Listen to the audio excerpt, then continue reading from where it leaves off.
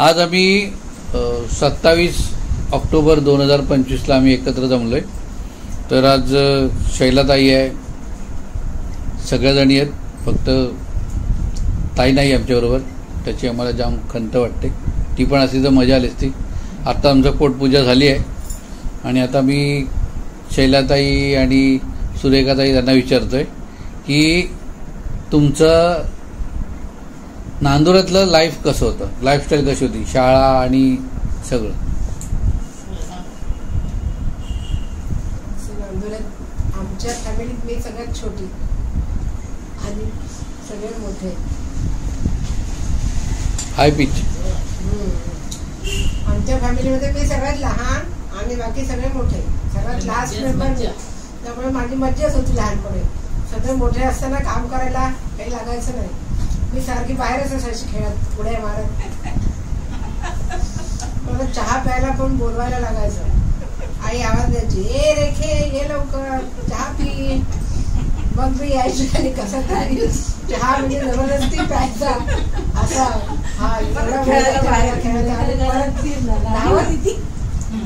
धावत खेळायला असं. म्हणजे माझा 10वी पर्यंत लाईफ खूप छान गेलं एकदम. 10वी नंतर थोडा खडतर प्रवास चालू झाला. म्हणजे 10वी नंतर घरातले सगळे मोठे मेंबर गायब झाले आणि सगळं काम माझ्यावरच आलं. त्यामुळे तसं आधी पण होतं, कारण की दोघी बहिणी बीएडला गेल्या होत्या बुलढाण्याला, सुनीता आणि विजिता. आणि शैला मुंबईला होती. त्यामुळे तसं 7वी 8वी पासून मी करते. पण मी आई आमची शिक्षिका असल्यामुळे आई शाळेत जायची. पण आईच्या वेळेपर्यंत आई जेवढं काम होईल तेवढं करायची आणि निघायची. थोड्या चपात्या थोडं काही असं भाजी वगैरे करून जायची.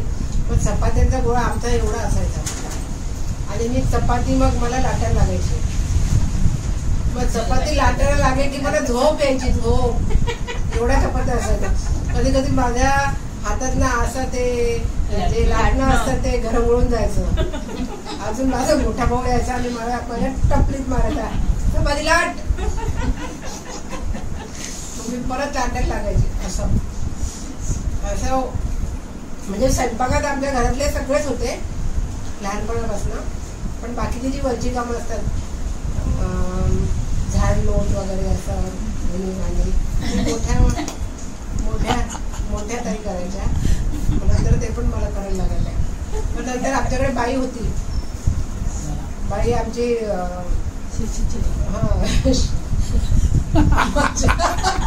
आमच्या वाड्यातल्या एक बाई होत्या. म्हणजे ती माझ्या लहानपणापासून आमच्याकडे काम करायची. तिची मुलगी माझी मैत्रीण. म्हणजे आता खेड्यातलं जीवन कसं असतं ते तुमच्या लोकांना माहित आहे की नाही ते माहिती आहे. पण खेड्यामध्ये असं काय, म्हणजे हे कामवाली आणि हे असे ते तसे असा काय भेदभाव नसायचा. त्यांची मुलं आणि आम्ही एक समानच होतो. सगळे एकत्रच खेळायचो, एकत्रच बसायचो, एकत्रच खायचो आणि उड्या मारायचो. पण नंतरच म्हणजे 7वीच्या नंतर मला थोडं अभ्यासाचं कळायला लागलं. मग मी घरात राहायला लागली. 7वी नंतर अभ्यास करायला लागली. माझा चांगला प्रवास झाला. नंतर 7वी 8वी 9वी 10वी 11वी 12वी नंतर मग ग्रॅज्युएशन. त्याच्यानंतर लग्न. म्हणजे तुला पोळ्या करायचा कंटाळा आला होता म्हणून तू वडापाववाल्याशी लग्न केलं. जॉब करायचा. मी पण जॉब करायची, माझा नवरा पण जॉब करायचा. मी जॉब सोडला कारण की त्यांची शिफ्ट ड्युटी असायची आणि घरात करायला कोण नव्हतं. त्यामुळे मला जॉब सोडायला लागला. आणि मग त्यानंतर मुलगी पण छोटी होती. त्यामुळे मुलीचा अभ्यास ते सगळं करत करत त्यातच वेळ गेला. मग नंतर आम्ही थोडंसं काही बिझनेसमध्ये ट्राय केला. थोडं छोट्या मुलांचं एक हे टाकलं होतं, कपड्याचं दुकान, लेडीज वेअर आणि लहान मुलांचं चिल्ड्रन्स वेअर. पण ते 2005च्या पुरामध्ये पूर्ण वाहून गेलं. त्यामुळे मग तो असं ठरलं की आपल्याला काही तो बिझनेस लागली नाही म्हणून ते सोडून दिलं. ते कपडे सगळे सेलमध्ये काढले आणि ते बंद केलं, क्लोज केलं. आणि माझ्या सासूबाई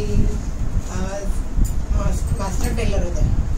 मग माझे मिस्टर बोलले आता तू काही नाही करत तर मग त्यांच्या शॉपमध्ये जाऊन बसत जा. मग मी त्यांच्या शॉपमध्ये बसून बसून ब्लाऊज शिवायला शिकले. किती शिवले ग? शिवले म्हणजे असे त्यांना मदत म्हणून भरपूर शिवून घेतली त्यांनी माझ्याकडे.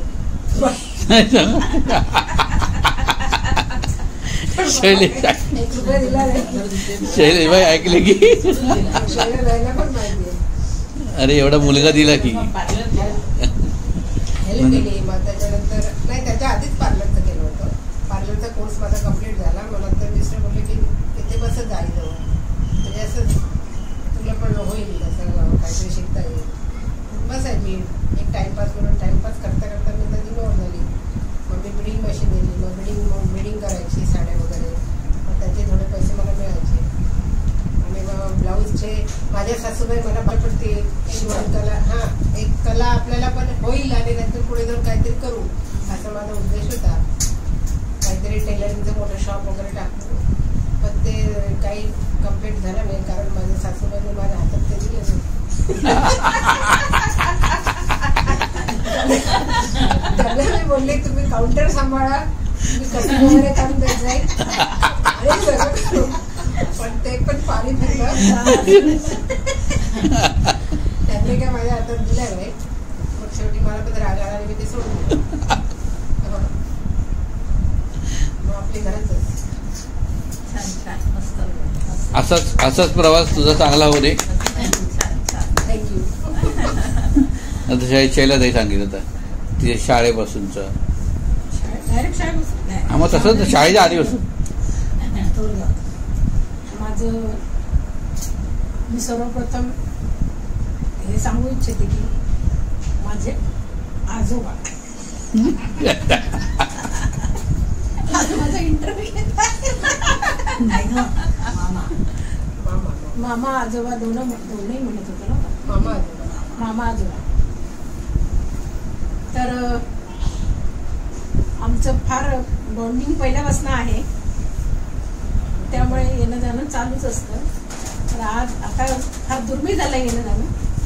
संसाराच्या प्रपंचात अडकल्यानंतर तोही अडकला आम्ही अडकलो. त्याच्यामुळे त्याच्या आधी आम्ही पिकनिक हे ते खूप केलेलं आहे. मज्जा केली आहे. तो लहान असताना पण खूप यायचा जायचा. म्हणजे आजोबा म्हटलं तर मामा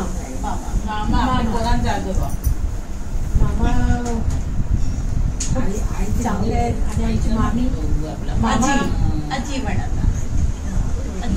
आमची आईची मामी म्हणजे आम्ही आम्हाला मामा नव्हते म्हणून आम्ही मामीच म्हणायचो. आमची मामा नसल्या कारणाने आम्ही दोन्ही छोटी मामी मोठी मामी असेच बोलायचो. आमची मामी पण खूप चांगली होती. आता नाही आताही चांगलीच आहे. मामाचं अतिशय खूप व्यक्तिमत्व चांगलं होतं मामांचं. म्हणजे असं निस्वार्थी अगदीच त्यांचं मन एकदम निर्मळ होतं. असे ते मामा मला म्हणजे फार आठवतात.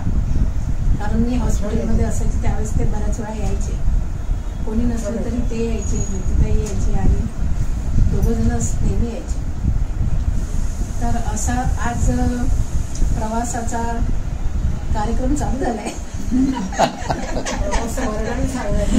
प्रवासाचा कार्यक्रम म्हणजे तेच वर्णन सांगायचं आहे.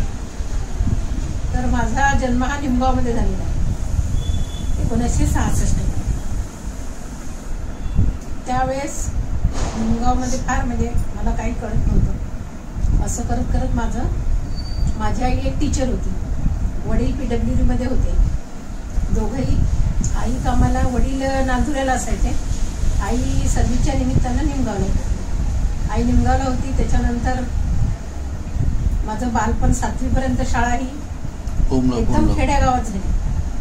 इतकं खेडं होतं की आम्हाला खूप आनंदही व्हायचा त्या खेड्यामध्ये. बोला. तर असे हे मुंबईत आल्यानंतर आम्ही फार उड्या मारायचो. आम्ही सगळे 7 बहीण भावंड होतो आणि मुंबईतून काही सगळे यायचे. मग की खूप मजा करायचो. शेतात जायचो फिरायचो. खूप खूप मजा यायची. अशा प्रकारे आम्ही मोठं होत गेलो. मी 7वी पर्यंत माझं शिक्षण तिथे झालं. म्हणजे खेड्यात इतकं सुंदर होतं जीवन. ते अजूनही म्हणजे ते 7वी पर्यंतची शाळा आहे ती अजूनही मी अनुभवते आहे.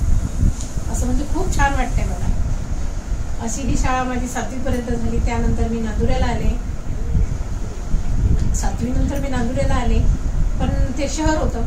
त्या शहरातली शाळा आणि या शहरातली खेड्यातली शाळा मला फार कम्पेअर करावी लागली. फार मला त्रास झाला त्या शाळेचा. नंतर इंग्लिश खेड्यामध्ये काहीच शिकवत नव्हते.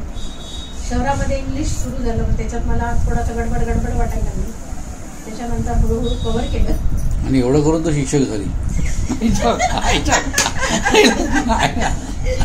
आणि माझं सगळं शिक्षण नांदुरा कन्या शाळेमध्ये झालं. कन्या शाळेमध्ये शिक्षण झालं आणि मग 90 मध्ये माझं लग्न झालं. नक्की अरेंज मॅरेज झाले.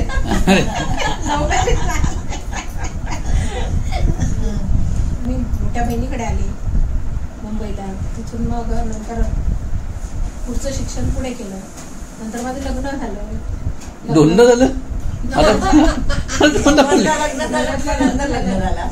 90ला लग्न झालं आणि नंतर मग मी मुंबईला आले. तर डायरेक्ट खेड्यातून मुंबईत आले म्हटल्यावर मला काहीच कळायचं नाही. एकदम त्यावेळेस जशी मुंबईला आली तसं माझंही घर भाड्याचंच होतं. भाड्याच्याच घरात मी राहत होते आणि छोटंसंच होतं. जवळजवळ एवढंच घर होतं माझं. त्या घरातून मी प्रवास सुरू केला संसारात. त्या प्रवासातून आलं काय इथपर्यंत आले. समर्थ कृपेने आजपर्यंत उत्तमाने आजपर्यंत चांगली आहे. सगळा प्रवास सुखकर झालाय. पण नाही. आता पुढचा प्रवास सगळ्यात मोठा आहे. ती चष्मा काढून सांगेल. चष्मा काढून सांगेल. आता माझा प्रवास सुरू झालाय. माझा जन्म झाला. माझा पण जन्म निमगावलाच झाला आहे. आणि खरोखर पहिलं म्हणजे आयुष्यातलं सर्वात चांगलं आणि आठवण राहील कायम असं जीवन जे खेड्यात असतं ते जीवन मी खूप काय म्हणतात त्याला स्मरणात राहील. असं म्हणजे अतिशय खेड्यामध्ये परंतु खूप आनंददायी जीवन असं मी खूप जगले. आणि तेच जीवन मला अजूनही आठवतं. म्हणजे मी आज 58 वर्ष लागलं मला, तरी पण मला तेच लहानपणीच जीवन मला आठवतं. कारण त्या जीवनासारखं जीवन नाही. खेड्यातलं जे जीवन असतं त्या जीवनात तू 58 कमी सांगते का? 1-2 कमी करून सांगते. 58 नक्की. आता रिटायर्ड जुलै सुरू झालंय. आणि त्याच्यानंतर आम्ही म्हणजे खूप खेड्यामध्ये इतकी मजा मारली. झाडावर माझी बहीण चढायची, आजी आमची शेतात जायची आणि मग आम्ही झाडावर चढायची. एकदा तर झाडाच्या शेंड्यावर साप दिसला, तिथूनच तिने उडी टाकली. आणि परत आजी मारेल म्हणून त्या धाकाने आम्ही तसंच नदीवर आम्ही हे घेऊन जायचो, कपडे धुवायला घेऊन जायचो. म्हणजे आणि रोजचा दगड हे करायला, कपडे धुण्यासाठी दगड हे करायला याच्यावर चढायचं. पजाळ म्हणतात ना ते डोकं, हे दगड तयार करतात त्याच्यावर. एकदा माझ्या मैत्रिणी दगड सोडला आणि शैला खाली, तर दगड तिला पूर्ण पूर्ण घासत पूर्ण रक्त खाली. आणि असं ते चढ असतं ना, कमरेला अजून पण होईल. आणि मग तरी तशा याच्यात अजून आजी मारायला, आजीच्या धाकाने अजून आजी त्यांना सांगतात. आजी कशी कडक होती आजी आमची. आजीच्या याच्यामध्ये आम्ही खूप तिच्या तालमीत खरोखर खूप तयार झालो. तिच्या याच्यामध्ये तिने म्हणजे खरंच आई नोकरीला असल्यामुळे आजीच्या तालमीत आम्ही वाढलो. आणि आजीच्या शिकवणी म्हणजे आजीच्या शिकवणीच आम्हाला खूप सगळ्या बाबतीत संस्कार आम्हाला तिचे सर्वात खूप चांगले झाले. आमच्या सगळ्या बहिणींवर, भावांवर. आणि खेड्यानंतर मग मी विलेजमधून 5वी पासून शहरात आली आईजवळ. आणि मग शहरातलं जीवन सुरू झालं. आईची शाळा पण आमची समोरच होती. 10वी पर्यंत तिथेच माझं शिक्षण झालं मुलींच्या शाळेमध्ये. नंतर 11वी 12वी कॉलेज. आणि नंतर मग आईला नेहमी वाटायचं मी शिक्षिका झाली, माझ्या मुली पण शिक्षिका झाल्या पाहिजे. कारण आईला प्रपंचात खूप त्रास होता आणि तिला असं वाटत होतं की माझ्यासारखं संकट माझ्या मुलींवर यायला नको. पहिल्यांदा मला नंबर लागला, पण मी तेव्हा गेली नाही साडी घालतात म्हणून. पण नंतर परत नंबर लागला. मग आईला एवढा आनंद झाला होता की दोन्ही मुलींचे एकदम नंबर लागले. आणि मग आम्ही दोघींचं आम्ही बुलढाण्याला जिल्ह्याच्या ठिकाणी आम्ही तिथे राहिलो आणि तिथे DED पूर्ण केलं. आणि खूप तेव्हाचं जीवन म्हणजे त्या आठवणी अजूनही त्याही आठवणी खूप आमच्या दोघी बहिणींच्या अतिशय खूप चांगल्या स्मरणात आहेत. त्याही मी कधी विसरू शकत नाही. खूप आयुष्य आमचं ते पण 2 वर्षाचं खूप चांगलं गेलं. आणि खरोखर म्हणजे 12वी पर्यंतच मी नांदुऱ्यात होती. नंतर D.Ed झालं. D.Ed नंतर इकडे बहिणीकडे मुंबईला जॉबला आली. लग्न झालं. 2 मुली झाल्या. टीचरचा जॉब सुरू आहे. आता जुलैमध्ये रिटायर्ड होईल. नोकरी असल्यामुळे मी माझा संसार चांगला सगळा व्यवस्थित मुलींना सांभाळून त्याच्यातून मी तरुण गेली आणि व्यवस्थित सगळं सुरू आहे. म्हणजे तिला तो D.Edचा जो अनुभव होता साडीचा तो तिने अजूनही पाळलेला आहे. ती अजूनही साडी या विचार जात नाही. साडी या विचार जात नाही.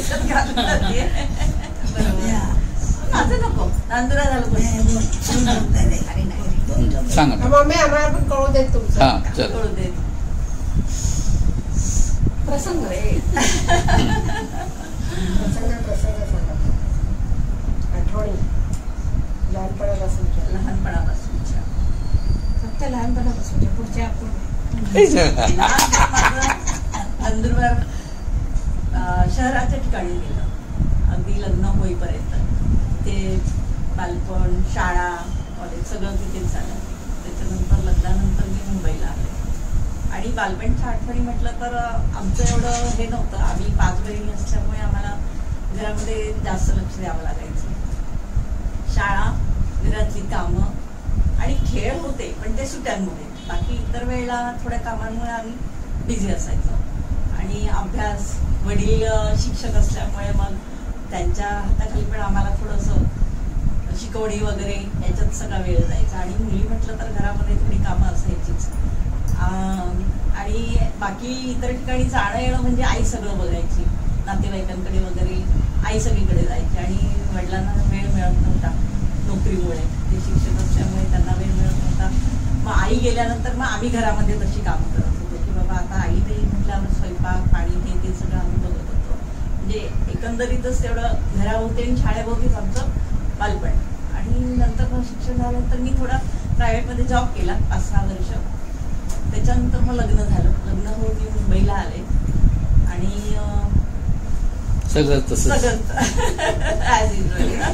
चला आता या सगळ्या कार्यक्रमाचा मी एक छोटासा एक पॉइंट घेतोय तो पण बोलूया की तुझ्यासाठी वडापाव कसा आहे ते जरा सांग लगेच 2 मिनिटात. मिस्टर कसे आहेत का तुझे सोनी कसे वाटतात तुला ते बोल. माझे मिस्टर मोठ्यांनी बोल ना. हा माझे मिस्टर स्वभावाने छान आहेत पण थोडेसे रागीट आहेत.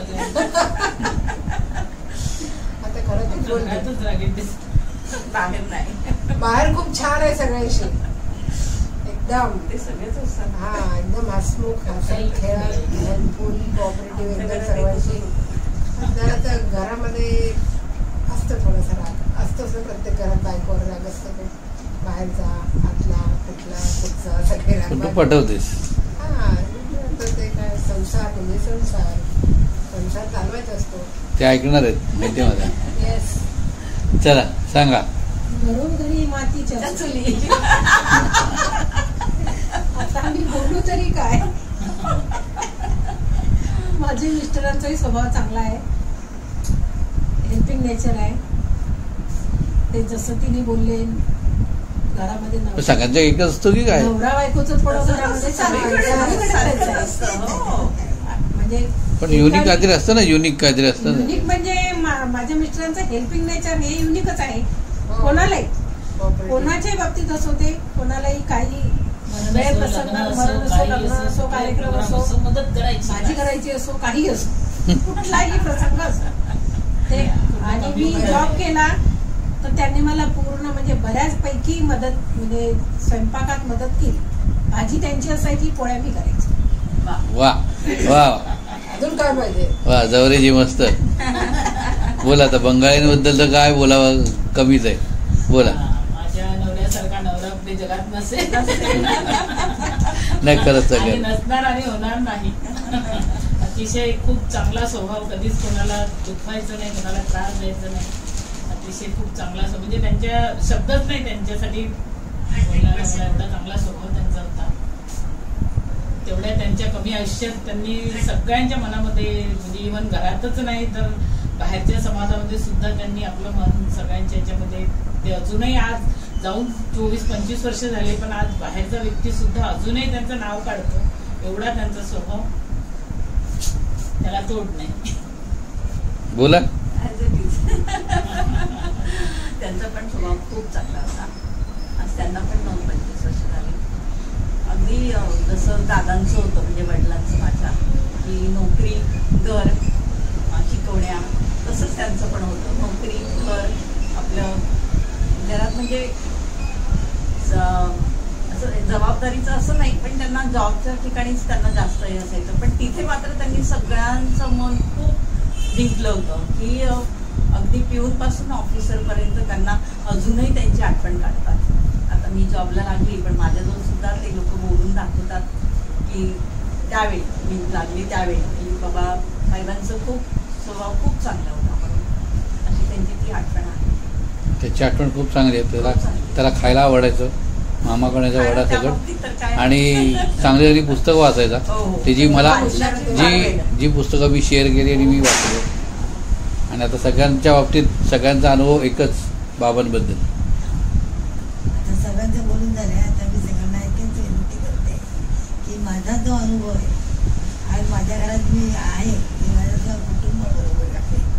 माझ्या 3 मुली, त्यांच्या मुली, त्यांच्या मुली, माझ्या सगळ्यांची मी आजी असूनही त्या मुली मला मामी म्हणतात. ही माझी मुलगी पण आहे, सून पण आहे. तिने स्वतःच्या कष्टाने मुलांना मोठं केलं. जसा माझ्या भाज्यावर वेळ आली होती तशीच माझ्या नातवावर पण वेळ तीच आली, पण माझ्या सोन्याने सगळं सावरलं आणि आता ती रिटायर झाली आहे आणि सुखाने जगते. ह्या सगळं मी जेवढं पाहिलं आहे तेवढं माझ्यासारखं कोणी पाहिलं नाही. एवढं मोठं कुटुंब आज माझ्या नशिबाला आहे आणि सगळे मला अजून विचारतात आणि मी सर्वांची लाडकी आहे. यात मला खूप बरं वाटतं की आज मला येता येत नाही म्हणून सगळे माझ्याकरता येतात. यातच सगळं काही आलं. सगळ्या 3 नंदा, 3च्या मुली, त्यांची नातवंड, पतवंड, एवढं सगळा मोठा परिवार कुणालाच मिळत नाही.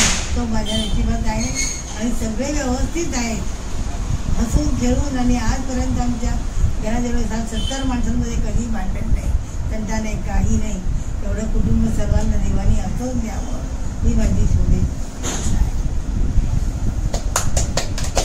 सगळ्यांना लागू. हो, सगळ्यांना मिळून